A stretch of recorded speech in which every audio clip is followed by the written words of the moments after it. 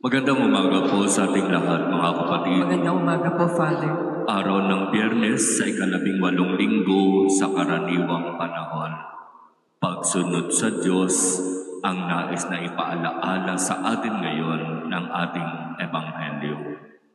Ang sino mang nagnanais na sumunod sa akin ay dapat na kalimutan ang tungkol sa kanyang sarili, pasanin ang kanyang krus at sumunod sa akin.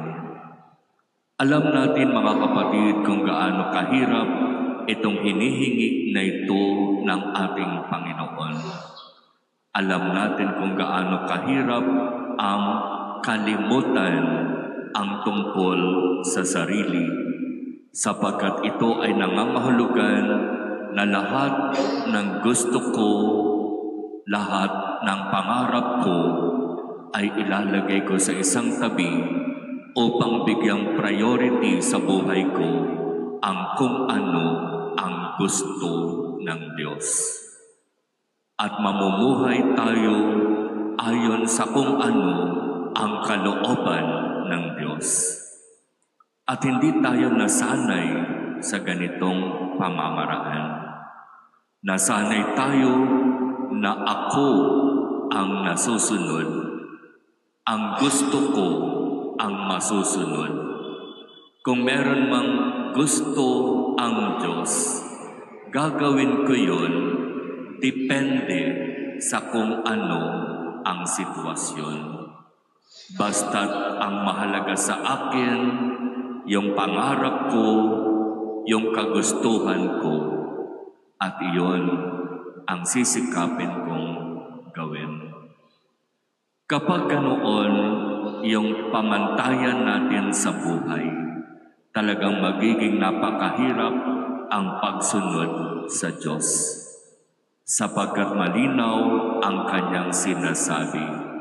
Gusto mong sumunod sa akin, kalimutan mo ang tungkol sa iyong sarili at pasanin mo ang iyong krus araw-araw at sumunod ka sa akin.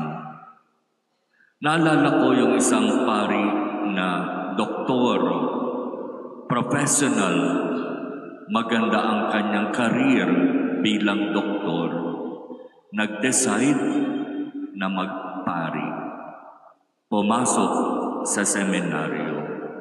At ang sinasabi ng kanyang mga kaibigan, nasisiraan ka na ba ng ulo? Ang ganda-ganda na ng buhay mo. Marami ka namang natutulungan sa iyong pagiging doktor. Bakit iiwan mo pa ang iyong propesyon para pumasok sa seminaryo at magpari? Pero malinaw ang desisyon nitong taong ito.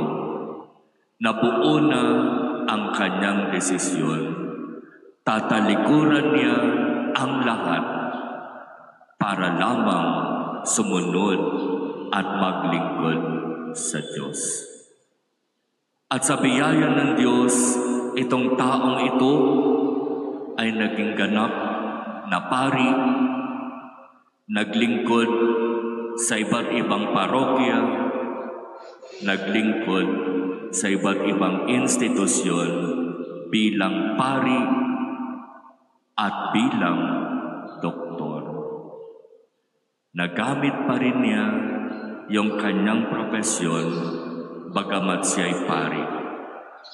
At siya ang naging isa sa mga paris priest namin sa San Jose, Manggagawa.